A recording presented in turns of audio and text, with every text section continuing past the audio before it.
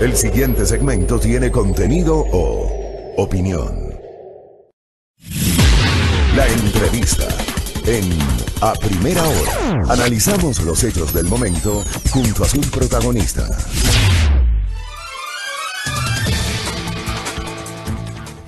Ocho de la mañana con 9 minutos, damos la bienvenida, el buenos días a esta hora al secretario de Juventudes, Elías Tenorio, con quien vamos a seguir abordando todo lo relacionado con la coyuntura.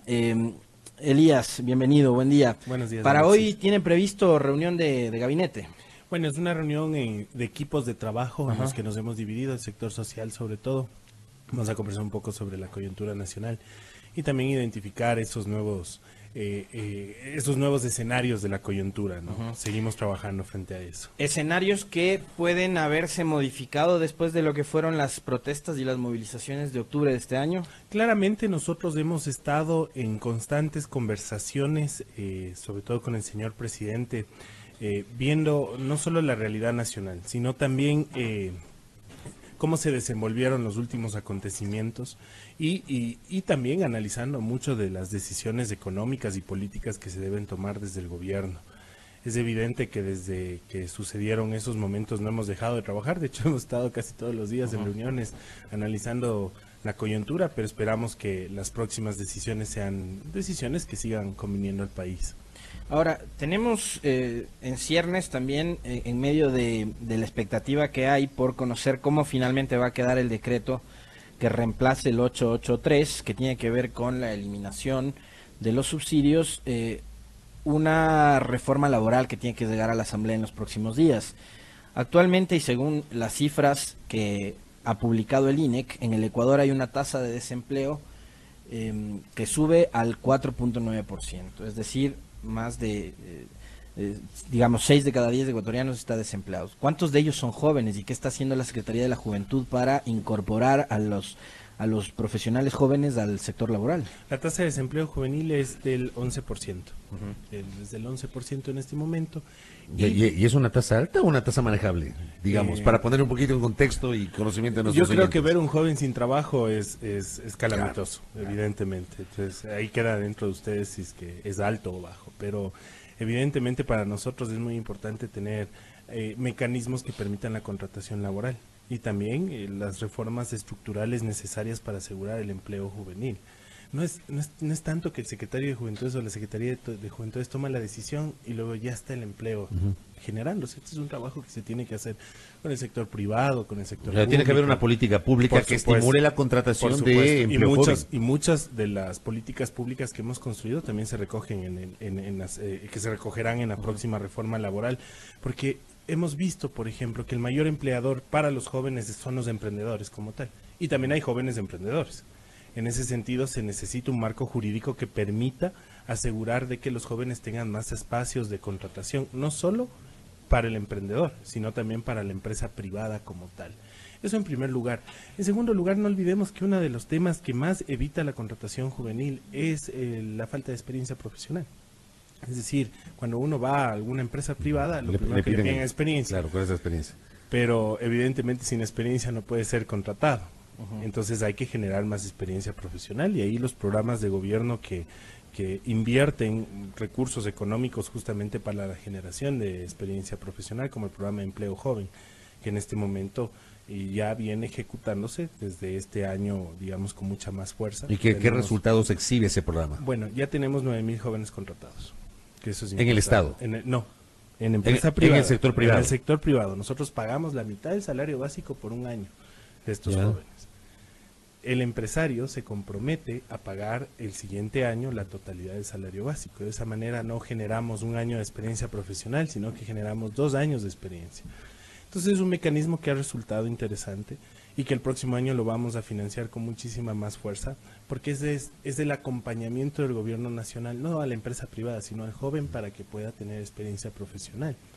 Nosotros siempre en nuestras discusiones y en nuestros diálogos mencionamos el interés que tenemos de posicionar a estos jóvenes para alcanzar la experiencia profesional, pero también invitamos a la empresa privada a ser parte de este programa de empleo joven, porque permite acceder a estos mecanismos sin perjuicio de que el empleador, digamos, se sujete o no dentro de este programa, es decir, que tenga la posibilidad de contratar independientemente si tiene o no una contribución gubernamental.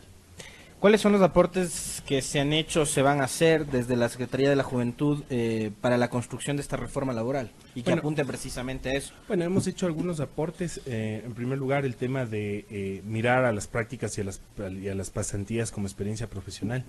Eso es muy importante.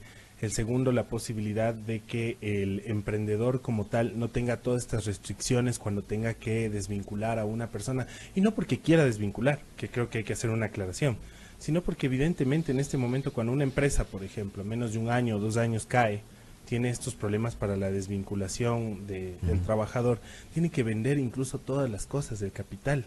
Entonces para nosotros es muy importante generar eso. También hemos discutido sobre cuán importante es lo que hace la educación, el sector educativo, para promover los próximos trabajadores. Evidentemente nosotros apuntamos al fortalecimiento de la educación técnica y tecnológica y no necesariamente solo formar abogados o formar médicos, sino también lo que necesita el sector empleador. Pero sobre eso, por ejemplo, hubo un anuncio por parte de la actual administración gubernamental de la creación de institutos técnicos y tecnológicos. ¿Cuántos eran? 40 y pico, Contratulio, institutos técnicos y tecnológicos que habían anunciado al inicio del gobierno. 44 institutos técnicos. ¿Cómo está eso? ¿Ya lo han logrado o no? Se están implementando. Son 14 construcciones nuevas y el restante son repotenciaciones. ¿Y cuánto ha avanzado eso? Estamos avanzando en un 45%. Ha sido importante. ¿Pero han avanzado al ritmo que se esperaba, secretario? No, evidentemente todos esperábamos otro ritmo de trabajo, en todo sentido de la palabra, pero evidentemente los mecanismos de contracción nos han impedido justamente avanzar con la fuerza. Sin embargo, en este año ya contábamos con los recursos del Banco Mundial justamente para terminar la implementación de estos institutos técnicos superiores. Se viene haciendo un trabajo de focalización y de identificación donde deben estar también, porque no es lo mismo colocar, por ejemplo, 3 de esos institutos en la ciudad de Quito que colocar, por ejemplo, en la frontera norte, en los 20 kilómetros de frontera en la provincia de Esmeraldas, donde hay una necesidad y una brecha de institutos técnicos superiores. Entonces hemos venido trabajando con el CENESID en la focalización de estos espacios, pero también hemos venido trabajando sobre un elemento que tal vez a los jóvenes les preocupa muchísimo, que tiene que ver con el examen Ser Bachiller y la posibilidad de cambiar la ponderación para el acceso al sistema de educación superior.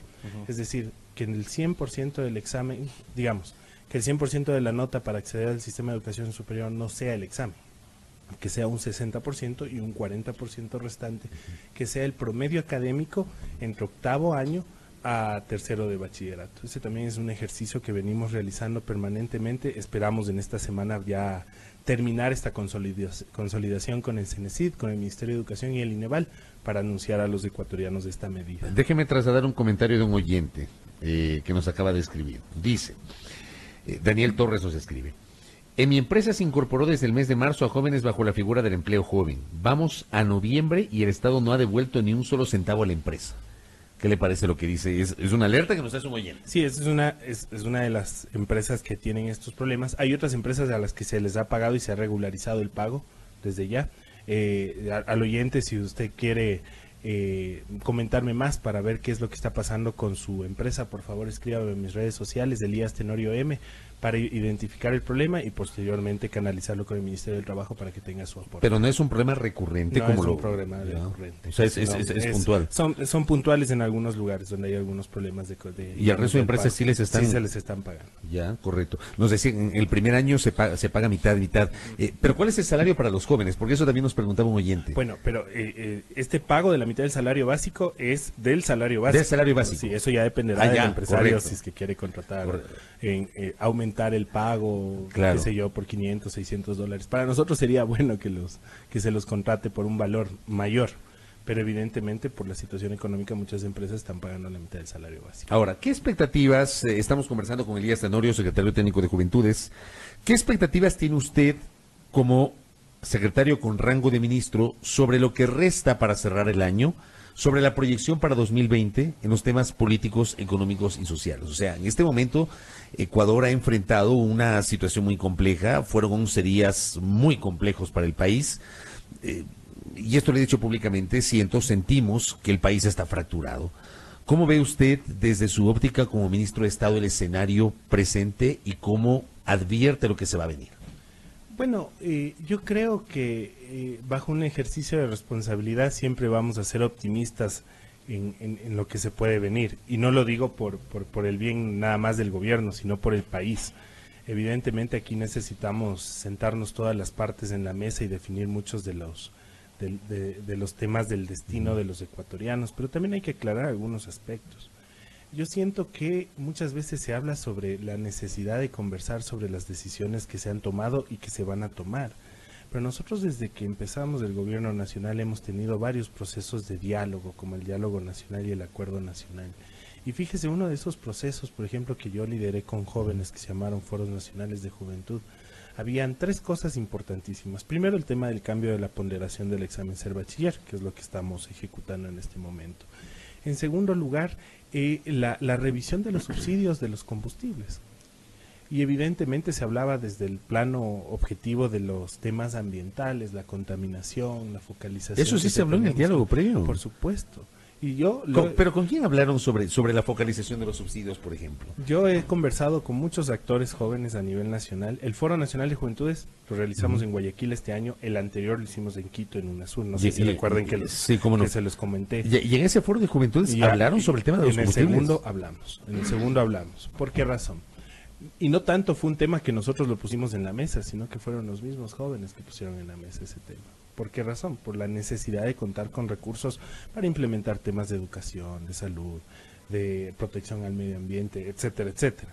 Entonces, a veces yo siento que muchos de los actores que tomaron protagonismo en estos días de los 12 días de paralización, no estamos diciendo con claridad cuándo se discutió y cómo se discutieron estas cosas. En segundo lugar, yo siento que el gobierno nacional en este momento ha tomado un rumbo de conversar mucho más, tal vez ya con la gente, en la ciudadanía, en el barrio, en la comunidad. Lo hemos hecho con el vicepresidente, ustedes han visto que tuvo la oportunidad de dirigirse a Cangagua, pero nosotros nos hemos dirigido a varios lugares del país. Personalmente yo estuve en el barrio Chicago de Cristo del Consuelo, y estoy permanentemente recorriendo. Estuve en Carapungo, estuve en Calacalí conversando con muchas personas, y evidentemente una de sus preocupaciones fue que se toma la medida, pero ellos esperaban una medida progresiva, es decir, una focalización y una medida progresiva de la eliminación de los subsidios a los combustibles. ¿Era lo más lógico o no? La ciudadanía lo plantea de esa manera, nosotros lo vemos de otra forma. ¿Usted cómo lo ve? Yo creo que este es un problema que si no lo podemos resolver en este momento, estructuralmente vamos a tener muchos problemas de futuro. Había que optar por una medida. ¿Cómo se adoptó? O sea, de una. Yo creo que sí, en ese momento. Sin embargo, hay muchos aprendizajes, ¿no? Y creo que también la tarea de gobernar es aprender mucho de esto, ¿no? Y por supuesto que hemos tomado nota sobre esto y estamos esperando la mejor decisión sobre el subsidio. Ahora, a mí hay algo que me llama la atención. Claro. Hay algo que me llama la atención porque usted, secretario, dice esto es algo que ya se había venido dialogando y Jaime Vargas de la CONAIE nos dijo días atrás en estos micrófonos que desde diciembre del 2017 no habían conversado con el gobierno.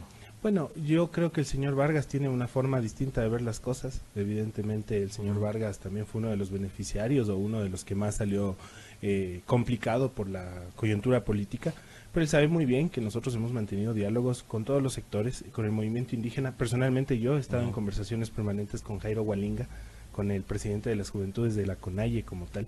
Entonces, ellos también tienen que aprender a identificar cuáles son los interlocutores, cómo se han venido desarrollando los diálogos al respecto. Pero el señor Vargas sabe muy bien que se han conversado, tal vez también con sus bases, también hemos estado en permanente diálogo con sus bases. Evidentemente, cada quien sacará las conclusiones del caso. Pero algo le iba a decir también con respecto al comentario que acaba de hacer Fabricio. Sí, es importante saber, no quiero decir rectificar, pero sí entender cómo se deben tomar muchas de las decisiones.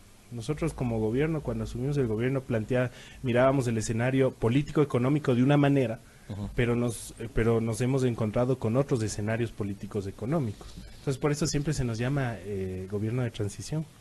Siempre se nos plantea que somos un gobierno de transición. Yo soy más cauto, prefiero no decir transición, yo prefiero ser más positivo, digo, de reconstrucción, porque hemos reconstruido muchas cosas. Pero evidentemente si nosotros... ¿Qué, por ejemplo, han reconstruido ustedes? Por ejemplo, las libertades. ¿Cuáles? Las libertades, de que la gente pueda protestar. Justamente lo que ha acabado de pasar en esos Hay 12 días. más de 1000 detenidos en las últimas protestas. Y el nivel de violencia con las que se generaron esas violencias. De lado y también lado. preocupa. Sí, por supuesto. Nadie descarta de lado y lado. Ajá. Y en el ejercicio del decreto ejecutivo del estado de excepción, cada funcionario público es responsable de sus actos. Evidentemente, en ese momento estábamos en la efervescencia de la situación. Hoy viene la CIDH justamente a escuchar todos esos casos y vamos a ver y esperamos sacar las mejores conclusiones de este momento en el que no gana nadie. Objetivamente, el que no gana nadie. O sea, el que termina fragmentado, como usted dice, es el país.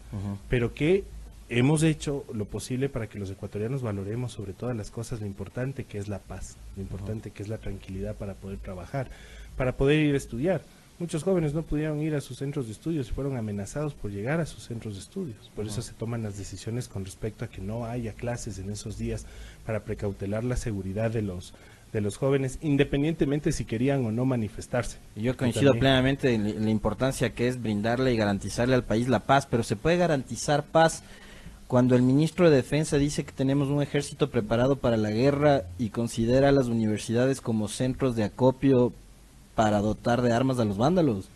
Yo creo que, bueno, le voy a contar un caso particular. Después de que llegaron los gases a las 3 universidades como tal, yo tuve la oportunidad de conversar con los presidentes de las federaciones estudiantiles de las 3 universidades, reiterar digamos, las disculpas públicas que pidió la ministra María Paula Romo y plantear un canal de diálogo directo sobre estos temas para que nunca vuelvan a pasar. Es decir, para que una universidad no sea sujeta de esta situación. Pero también tuvimos alertas de muchísimos actores políticos que evidentemente todos los que estamos en esto los hemos identificado claramente, que estaban alrededor de los centros universitarios. A mí no me consta lo que dice el ministro de Defensa particularmente. No me consta si dentro de la universidad hubo, fueron centros logísticos para la gestión. Pero de la cuando guerra. lo dijo la semana anterior, yo sí planteé públicamente que ese tipo de cosas hay que probarlas, ¿no? O si sea, ya tiene el alguna siguiente día evidencia- salieron los rectores de las universidades Claro. a desmentir al ministro y rechazaron rechazar las eso. declaraciones. Con ¿no? las distancias del caso, evidentemente, porque además Osvaldo es compañero del gabinete como tal, no me consta, yo tuve diálogos con los presidentes de las federaciones estudiantiles, ellos estaban muy preocupados porque evidentemente lo que ellos generaban era la atención humanitaria y voluntaria, además fueron los jóvenes los que estuvieron trabajando voluntariamente con las personas que vinieron del movimiento indígena y otras personas también más que vieron la oportunidad de albergarse ahí. Pero digo, esas declaraciones no le hacen bien a la paz de la República ni a lo que usted nos acaba de decir, que hay un respeto a las libertades. Pero también es cierto que alrededor de los centros universitarios sí hubo una serie de cosas. O sea, a ver, los actos vandálicos uno no puede negar, no se puede tapar el sol con un dedo. ¿Hubo actos vandálicos? Sí. ¿Hubo vándalos? Sí. ¿Hubo gente que quiso pescar al río revuelto? Sí. Pero de ahí a decir que las universidades en el interior se convirtieron en centros logísticos de abastecimiento a vándalos, creo que hay una distancia, ¿no? Sí, por supuesto, ¿No? yo por eso le estoy diciendo, hay una distancia del caso, yo veo de otra forma las cosas, el ministro de Defensa lo ve de esa manera, evidentemente tal vez contarán con mayor información de la que yo cuento, ellos manejan por supuesto los sistemas de inteligencia alrededor sobre esto, pero creo que el diálogo que yo mantuve por lo menos con los presidentes de las federaciones estudiantiles me deja claro de que su trabajo fue claramente humanitario. Yo destaco mucho ese papel de los jóvenes, de que tuvieron la fortaleza y la valentía también de estar en un escenario complejo, porque fue un escenario de caos, de violencia, donde se ponía en riesgo la vida de cualquiera de las personas. Hubo muchos jóvenes que hicieron voluntariado Así social es. en las universidades, eso no se puede negar. Y no lo quiero decir como secretario de Juventud, lo quiero decir como joven, ¿no? Los jóvenes conectados frente a los temas que más les importa, que más les interesa.